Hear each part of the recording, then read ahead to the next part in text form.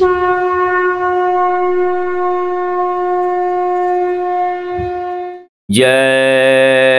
गुरुदेव। परम पुरुष गुरुदेव जी, जय गुरुदेव नाम। अलख आगम के पार मैं करती तुम्हें प्रणाम।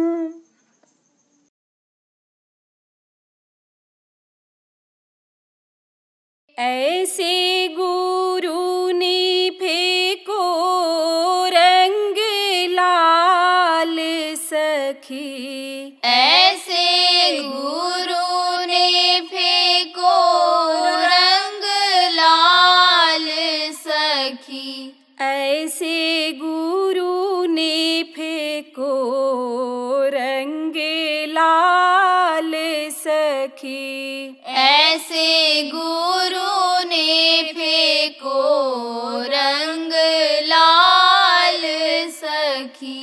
पांच रंग की चुनरी मेरी, पांच रंग की चुनरी मेरी, तीन रंग की भींगी साल रे सखी, तीन रंग की भींगी साल रे सखी।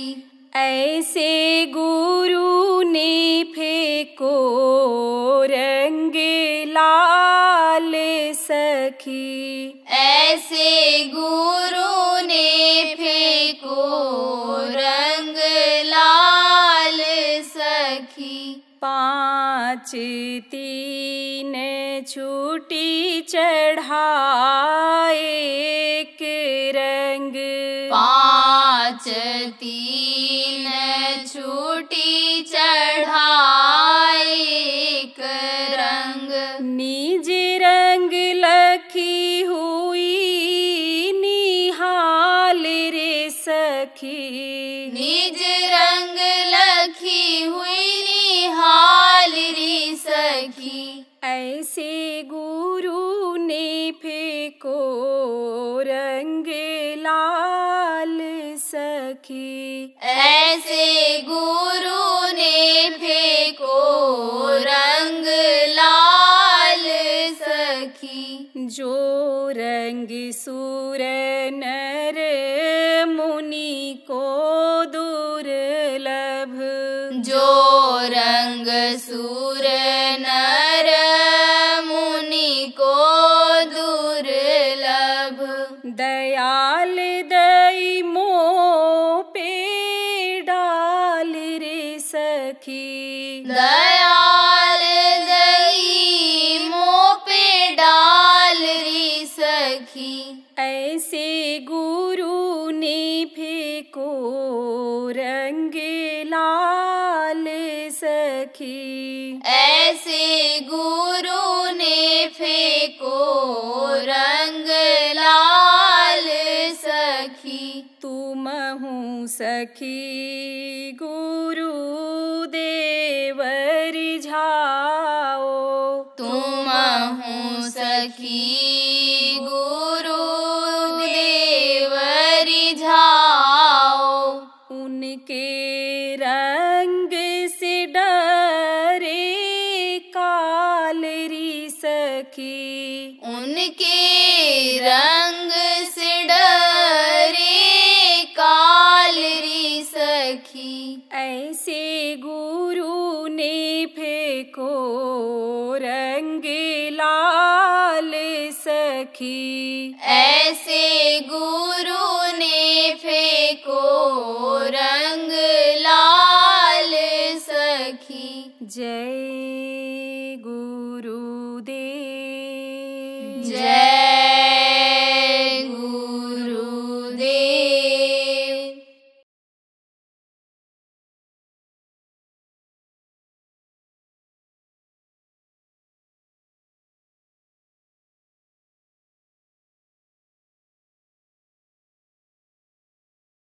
देखो प्रेमियों,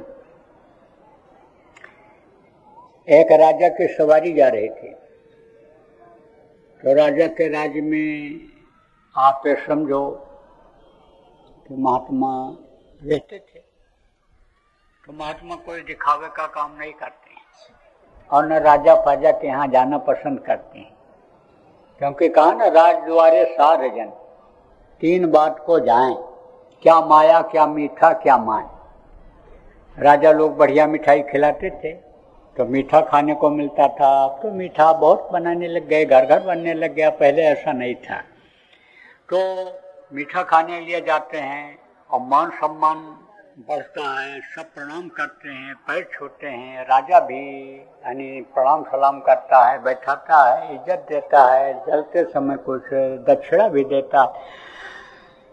तीन बात को जाए, क्या माया, माया माने पैसा, रुपया पैसा, क्या माया, क्या मीठा, मीठा खाने के लिए, और क्या मान, मान माने सम्मान इज्जत के लिए। तो लाभ और मान क्यों चाहे, पड़ेगा फिर तुझे देना।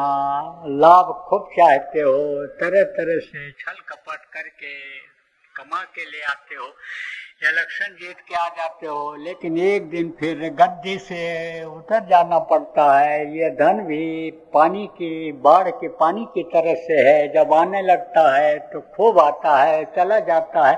तो जैसे एकदम से बाढ़ घट जाती है, ऐसा हो जाता है। तो जो इस चीज को समझ जाता है, इसके पीछे नहीं पड़ता है। तो महात्मा इसके पीछे नहीं पड़ते हैं। और आप समझो, सम्मान मिलेगा, धन मिलेगा, ये चीजें मिलेंगी तो जाएगा ये जरूर। इसीलिए कहा गया, जो समझे प्रभुता पर छाही, प्रभ का पाए ताय मन नहीं। तो ये समझो कि काम, क्रोध, लोभ, मोह, अहंकार, ये जो हैं, और ये रजोगुण, तमोगुण, सतोगुण, इससे ये परे हो जाते हैं महात्मा। तो लेकिन कहते हैं प्रभुता छिपी नहीं रह सकती है। देखो, बादल के अंदर सूरज रहता है, लेकिन रात जैसा अंधेरा नहीं रहता है। रोशनी जरूर कुछ न कुछ रहती है, और ये उम्मीद रहती है कि दिन है और अभी बादल हटेगा तो सूरज निकल आएगा।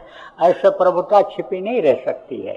तो महात्मा का नाम तो राजा के पास पहुंची जाता था कि बहुत से लोगों का भला हो रहा है। राजा भी खुश हो जाता था कि भाई हमारी प्रजा को फायदा हो रहा है। गर्व था उसको कि हमारे राज्य में भी इस तरह के महात्मा हैं कि जो बहुत लोगों का भला करते हैं।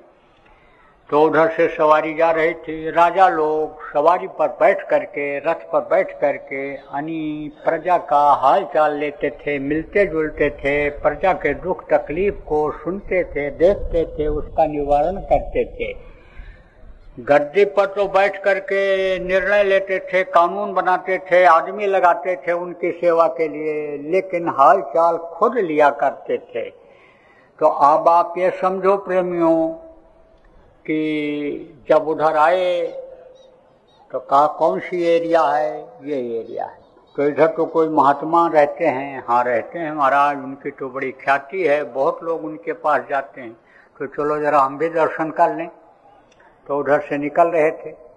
तो महात्मा को जब पता चला राजा आ रहा है, तो घर से अपनी कुटिया से बाहर निकले और मिट्टी इकट्ठा किया, ढोल, और ऐसे ऐसे ऐसे ऐसे ऐसे ऐसे बनाने लग गए। तो राजा जब वहां पहुंचा तो कहा महात्मा जी कहाँ हैं? तो किसी ने कहा वो उधर बैठे हैं, वो देखो। कहा ये कौन महात्मा है? अरे तो लड़के समझो की तरह से घर घरौंदा बना रहे हैं, खेल रहे हैं, ये कौन महात्मा है? कहा गया ना, महात्मा तो अपने हर स्वभाव में आ जाते हैं, क्योंकि उनको बच्चों को भी आकर्षित करना रहता है, जवानों को भी, बुढ़ों को भी असली बात बतानी रहती है, उन्हीं के बीच में रहना पड़ता है। आप ये समझो तब अनि वो उनको संस्कार दे पाते हैं। अनि समझो कि ऐसे ऐसा भी इतिहास तवारीख मिल रहा है कि गए और पहचान नहीं पाए। इन्हें दारू महात्मा को अन्य लोग नहीं पहचान पाए। उधर से ये गंजे थे तो आ रहे थे, दारू महात्मा हुए संत हुए हैं यहाँ पे राजस्थान में, तो उधर जा रहे थे वो गुरु करने के लिए। तो वो गंजे थे, छोटे कट के थे, आ रहे थे तो कह रहे गंजा दिखाई पड़ गया, अशुभ हो गया, ऐसे ऐसे ऐसे मार दिए, ठोकर मार दिया, ऐसे कुछ नहीं बोले, चले गए। जब वहां पहुंचे कहा महात्मा जी कहाँ है, दादू कहाँ है? तब लोगों ने कहा बैठो अभी आते हैं, कहीं गए हैं। जब वो आए अंदर तो बोले ये महात्मा, अरे बोले बड़ी गलती हो गई, हम तो इसको ठोकर मार करके आए। आप ये समझो ऐसे निजामुद्दीन जिनके नाम से वहाँ पर आप ये समझो कि यानी वो बना हुआ है, उनके साथ भी ऐसा ही हुआ था। ऐसा बच्चों के साथ में ऐसे खेलते रहे, आप ये समझो कहे ये क्या हमको नामदान देंगे। लेकिन जब इच्छा जगी हुई थी मंत्र लेने की, नामदान लेने की, तो घर में गए और पक्की दाढ़ी और छुरी पड़ा हुआ शरीर बना करके और फिर उसी बच्चे के रूप में आ गए। बोले देख अब तेरे मुर्शिद बनने के लायक बन गया। तो ऐसे समझो आप प्रेमियों कि सबके बीच में उनको रहना होता है, इसलिए वो उसी स्वभाव में आ जाते हैं। काम सबका करना होता है, इसलिए उसी स्वभाव में आ जाते हैं। दादा गुरु ने तो नामदान भी नहीं दिया। एक आया था सेठ, पूछता हुआ दादा गुरु के पास, गुरु महाराज के पास। तो गए, घर में जब देखा आते हुए तो गुदड़ी की कोट रखते थे, वो पहन करके आ गए और ऐसे बैठ गए। अब वो देखता रहा ऐसे नीचे से ऊपर तक और फिर लौट पड़ा। तो गांव वालों से पूछा था महात्मा का घर किधर है? बोले उधर है, चले जाओ, पंडित जी करके मशहूर हैं वो, चले जाओ उनका घर है, वहाँ है। जब लौटने लगा तो लोगों ने कहा क्या हो गया, कहाँ गए थे? बोले गए तो थे नामदान लेने, लेकिन हमको जचे नहीं, अच्छे नहीं लगे। अब वो तो देख रहा था बढ़िया मसनद लगी होगी और मोटा सा शरीर, भीम का शरीर होगा और चौर ढलाने वाले और वो सब साधन सुविधा संपन्न और वो सब खाने पीने बढ़िया व्यवस्था होगी। और चलो वहाँ पर तब हम वहीं रहेंगे आराम से, सेठों जैसी कदर होगी, फिर नामदान लेकर के चले आएंगे। लेकिन वो चीज तो यहाँ रहती नहीं, संतों के पास दिखावे की कोई चीज होती नहीं है। तब जब चला गया तब लोगों ने पूछा, जो नजदीक के शिष्य लोग थे दादा गुरु के, कि आपने ऐसा क्यों किया? बोले बड़ा कर्मी था, बड़ा कर्म लेना पड़ता। तो बोले आया था नामदान लेने के लिए, इच्छा लेकर के, इच्छा उसकी जगी थी, आपका जीव नहीं है।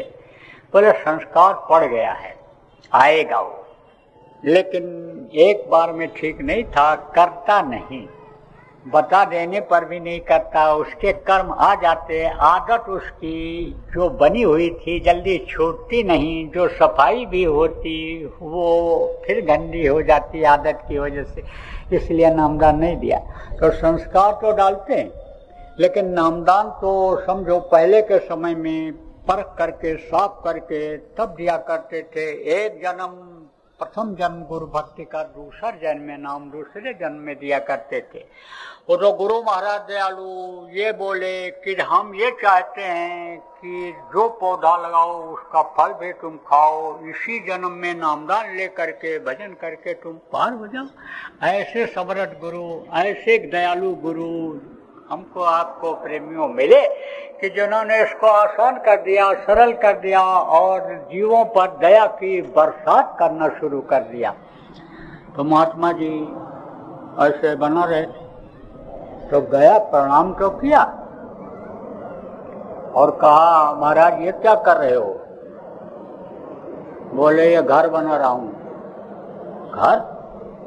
हाँ हाँ, राजा महल बना रहा हूं। महल तू बनवाएगा? बनवा ले महल, बहुत कीमती महल है तेरे लिए, तेरे लिए बहुत कीमती है। अरे कितनी कीमत का है? वो तो रुपया पैसा कीमत यहाँ का लगाता था, हम महात्मा जी तो वहां की कीमत लगाते थे ऊपर की। तो वो तो बेश कीमती ऊपर की, ऊपर अगर जगह बन जाए, ऊपर अगर महल बन जाए तो वो तो बेशकीमती होता है, उसकी कीमत नहीं लगाई जा सकती है। जहाँ रुपया पैसा धन दौलत ये खत्म होता है, वहां से आध्यात्मिक धन की शुरुआत होती है। दुनिया की विद्या जहाँ खत्म होती है, वहां से आध्यात्म विद्या की शुरुआत होती है। लेकिन राजा समझा कि रुपए की ही बात कर रहे हैं, तो कहा कितने टके का है। टका चलता था उसको, टका कहते थे। बंगाल में अब भी टका रुपया पैसा को कहते हैं। कहा कितने टके का है। अरे लाख टके का है, ले ले, तेरे लिए कोई बड़ी बात नहीं है, बहुत है तेरे पास, ले ले। राजा कुछ नहीं बोला, चला गया। रानी आ रही थी उधर से, रानी ने भी प्रणाम किया। रानी समझती थी औरतें धार्मिक होती हैं, इन पर माया का पर्दा ज्यादा होता है। माया किसको कहते हैं? रुपया पैसा का। रुपया पैसा की लोभी लालची ज्यादा होती है, मोह ज्यादा होता है। अगर ये मोह और लालच इनका हट जाए तो बहुत जल्दी तरक्की इनकी हो जाए, जीवात्मा की खूब भजन बनने लग जाए। लेकिन इतना मोह में जकड़ जाती है, इतना धन का लोभ हो जाता है, इतना घर मकान धन संपत्ति और इसका लोभ हो जाता है कि ये बस उसी में दिन रात फंसी रहती है और सेवा भी नहीं हो पाती सच्चे भाव से। और घर में साधक पति भी नहीं मिलते हैं कि उनकी सेवा करके ये पार हो जाए, इसलिए पार होने का चांस सब खत्म होता जाता है। तो धार्मिक थी रानी। रानी ने भी प्रणाम किया और पूछा, महाराज क्या कर रहे हो? अरे रानी, महल बना रहा हूँ। महल? महाराज कैसा महल? अरे महल बड़े काम का ये बना रहा हूँ। तेरा राजा तो लाख टका सुनकर भग गया, लाख टके का मकान तो बनवा ले। महल बनवाना चाहता तो समय है। तो रानी ने हुक्म दे दिया कि इनको लाख टका दे दिया जाए। महात्मा जी को प्रणाम किया, कहा महाराज ठीक है, हमारा मकान बना दो। तो समझ गए, चले गए, राजा चले गए। महात्मा भी अपना उनका काम तो हो गया। जैसे चारा डाल दो ना, तो एक दिन कबूतर को चारा डाल दो, फिर कबूतर वहाँ रहते हैं। आप ये समझो जैसे एक दिन कोई कुत्ता बिल्ली है या कोई भी जानवर है, उसको आप डाल दो, भोजन दे दो। गाय है तो गाय भी आती है, खड़ी रहती है दरवाजे के सामने, जब तक रोटी नहीं मिलती है तब तक नहीं जाती। ऐसे चारा डाल दिया। महात्मा का जो चारा है बेकार नहीं जाता है, वो कभी न कभी बीज उनका अंकुरित होता है। वो ऐसा शिकार नहीं करते हैं कि जो बेकार जाए। जैसे शेर का शिकार होता है, शेर का शिकार बेकार नहीं जाता है। नवे नवे बहुअंतरा, नवे नवे बहुबान, और ये तीनों बहुते में चीता चोर कमान।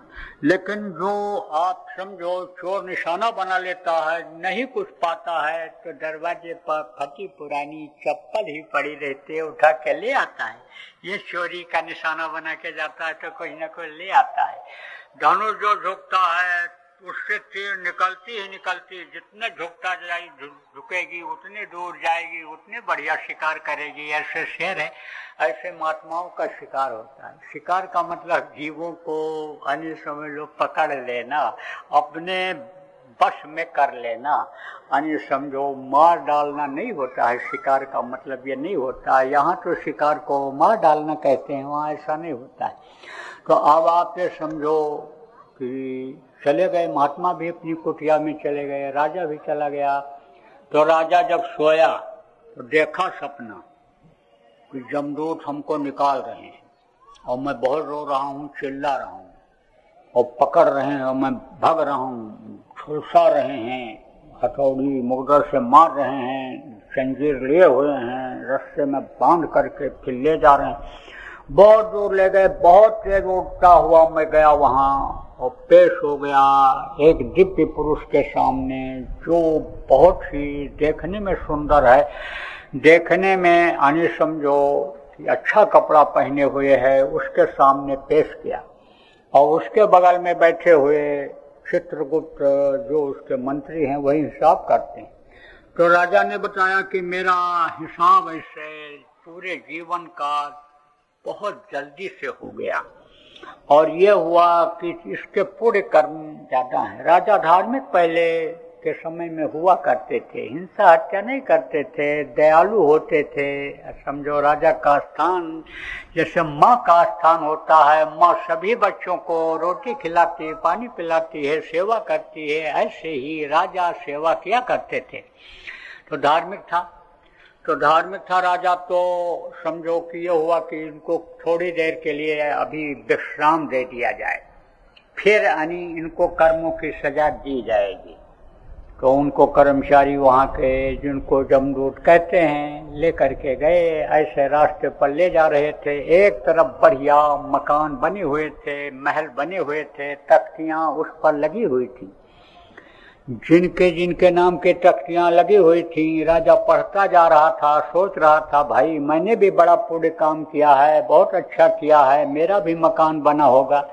लेकिन अब आप पे सोचो कि बाप दादे की कमाई या मिली हुई कमाई को अगर कोई परमार्थ में खर्च करता है तो फिर उसको लाभ होता है, खुद को लाभ नहीं होता है। अपनी मेहनत की कमाई जो खर्च करता है लाभ उसको मिलता है। ये जो कर्मचारी हैं जिनको रुपया पैसा दे दिया जाता है, बैंक के जो अधिकारी हैं, कर्मचारी हैं कि तुम खर्च करो, इनको भी डोनेशन देने का, दान देने का अधिकार प्रेमियों होता है। लेकिन उसका जो असल में लाभ मिलता है उनको नहीं मिलता है जो दान देने वाले होते हैं। कहता है दाता केवल सदगुरु देते, माने हाथ देते वो है, गुरु जैसे देते हैं, सदगुरु परमपिता देते हैं, वो देते हैं सबको। ऐसे मोदी सब संसार कहा। मोदी किसको कहते हैं? राजा लोग रुपया पैसा दे देते थे और वो खर्च करते थे, वो बांटते थे, वो मोदी होते थे। लेकिन धन किसका होता था? राजा का होता था। ऐसे ही समझो कि लाभ किसको मिलता है? जो देता है। तो राजा को कौन देता है? प्रजा अपनी मेहनत की कमाई देती है, टैक्स के रूप में देती है। तो वो फल जहाँ भी वो खर्चा करता है, चाहे अच्छे में करे चाहे बुरे में, तो उसका फल प्रजा को भी मिलता है और भाव उसके अच्छे रहते हैं राजा को, तो राजा को भी कुछ फल मिलता है। तो कहा भाई मैंने तो बहुत पुण्य किया, बहुत कंबल बांटे, बहुत धर्मशाला बनवाया, गरीबों का घर बनवा दिया, मैंने तो बहुत काम किया, मेरा भी यहाँ बढ़िया महल बना हुआ होगा। लेकिन कुछ नहीं वहाँ मिला। एक तरफ देखा झुग्गी झोंपड़ी बनी हुई है, दूसरी तरफ देखा नरकों में पड़े हुए हैं, चिल्ला रहे हैं, मार काट हो रहा है। उधर देखें तो मुंह इधर कर लें, फिर महल की तरफ देखें, कहाँ चलें छुप जाएं, कहाँ है मेरा महल? कहीं नहीं महल दिखाई पड़ा। जब खत्म होने को महलों की लाइन हुई तो देखा एक तख्ती उनके रानी के नाम से लगी हुई है, नेम प्लेट जिसको कहते हो। पढ़े, बोले हाँ ये देखो, ये मेरा घर मिल गया, मेरा महल मिल गया। जब दरवाजे पर पहुंचे, कहाँ जा रहे हो? अरे बोले मैं अपने घर में जा रहा हूँ। तुम्हारा घर यहाँ कहाँ है? ये मृत्युलोक है, ये तुम्हारा राज्य है, ये तो समझो कि यमलोक है, तुम यहाँ कहाँ, तुम्हारा घर है? अरे देखो ये मेरी पत्नी का नाम लिखा हुआ है। बोले वो रिश्ता वहीं पक्का था, तेरी पत्नी जहाँ की है वहाँ की है। पत्नी ने काम अच्छा किया, उसने महल बनवाया, उसके नाम से यहाँ महल बन गया, तेरा यहाँ क्या है? हट। और लगाया दांत, दिखाया आँख, तो राजा का होश उड़ गया। राजा की आँख देखते ही आँख खुल गई। तो जब आँख खुल गई तो घबराए, बोले भाई क्या हो गया, कैसे मार पड़ी यमदूतों की? अरे देखो ये भी दर्द कर रहा है, ये भी छींकूं जब किए, जब यहाँ होश आया था। तो रानी जगी। रानी ने कहा क्या हो गया आपको? अरे बोले हमको बड़ा भयंकर सपना आया। क्या सपना आया बताया? तो कहा अरे राजन, महात्मा ने कुछ कहा था आपसे? बोले हाँ कहा था। तो आपको महल बनवा लेना चाहिए। अरे तो तूने बनवाया था? हाँ मैं तो बनवा के आई थी, दे के आई थी। अरे बोले बड़ी गलती हो गई, चलो अब फिर चलते हैं।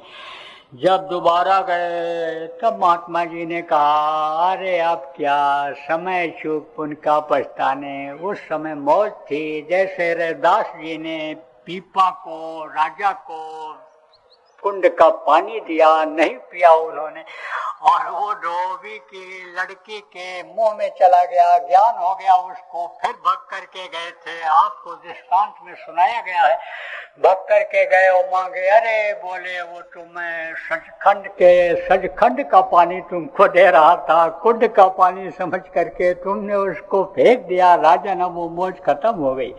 तो समय चूक पुण्य का पछताने, अब का वर्षा सब कैसे सुखाने।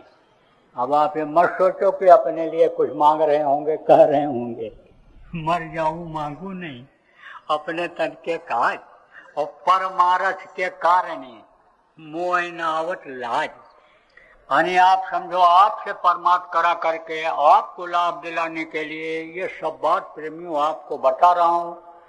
नाश्ता कराओ, लोगों को भोजन कराओ, कर्मों को अपने काटने के लिए आपने जो गरीबों की मदद के लिए एम्बुलेंस जगह जगह पर चलवा रखा है पूरे देश में प्रेमियों, संस्था ने जो खरीद दिया बराबर चलती रहे, गरीबों की सेवा बराबर होती रहे। ये जो जनहित का काम आप कर रहे हो, ये काम बराबर करते रहो। जनहित का काम जब आप करोगे तो उसका लाभ, उसका फायदा गुरु महाराज की दया से आध्यात्म में परमात्मा की कमाई में आपको मिल जाएगा। जय गुरुदेव।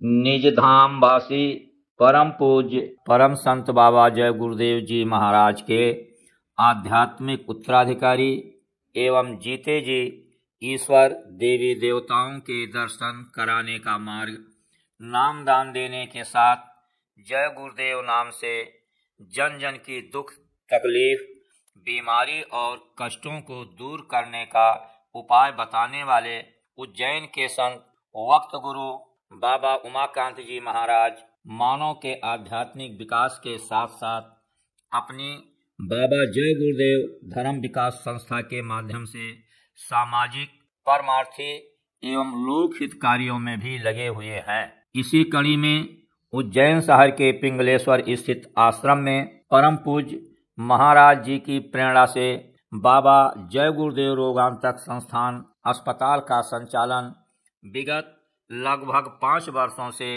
किया जा रहा है, जिसमें आने वाले रोगियों को एलोपैथिक, होम्योपैथिक, आयुर्वेदिक आदि विभिन्न पद्धतियों द्वारा गुरु दया से यथासंभव प्रभावी उपचार प्रदान किया जाता है। विशेष बात यह है कि विभिन्न प्रकार की चिकित्सा, दवा, थेरेपी आदि से परिपूर्ण इस अस्पताल में कोई फीस काउंटर नहीं है। यहाँ मरीजों के लिए दवाओं समेत समस्त उपचार पूर्णतया निःशुल्क है। यहाँ आने वाले मरीज अपने इलाज में गुरु महाराज की दया का भी अनुभव करते हैं। परम पूज्य महाराज जी के आदेश से उज्जैन के अलावा उत्तर प्रदेश में लखनऊ, राजस्थान में जयपुर व जोधपुर और हरियाणा के बावल रेवाड़ी में भी यह निःशुल्क चिकित्सालय संचालित किए जा रहे हैं। इनमें अनुभवी डॉक्टर अपनी सेवाएं निःशुल्क दे रहे हैं। सेवा के इसी उद्देश्य के साथ कदम बढ़ाते हुए बाबा जय गुरुदेव धर्म विकास संस्था द्वारा विभिन्न प्रांतों में पूर्णतया निःशुल्क एम्बुलेंस सेवा का संचालन भी किया जा रहा है। ये न केवल आपातकाल स्थितियों में मरीजों को अस्पताल पहुंचा रही है, बल्कि इनके माध्यम से संगत के चिकित्सक सेवादार दूरस्थ एवं ग्रामीण क्षेत्रों जहां चिकित्सा सुविधाओं की कमी है, वहां कैंप लगाकर लोगों की चिकित्सीय जांच, परामर्श एवं दवा वितरण की पूर्णतया निःशुल्क सेवा प्रदान कर रहे हैं। कोरोना महामारी के काल में भी पूज्य महाराज जी द्वारा इन समस्त सेवाओं के साथ साथ ऑक्सीजन प्लांट भी जन सेवा में मध्य प्रदेश सरकार को समर्पित किया गया है। यही कारण है कि परमार्थ और आध्यात्म के लक्ष्य के साथ जन स्वास्थ्य सेवा कर रही इस संस्था में देश विदेश के लोगों का आगमन हो रहा है, जो यहाँ आकर पूज्य महाराज जी की दया एवं लाभ का अनुभव कर रहे हैं। जय गुरुदेव।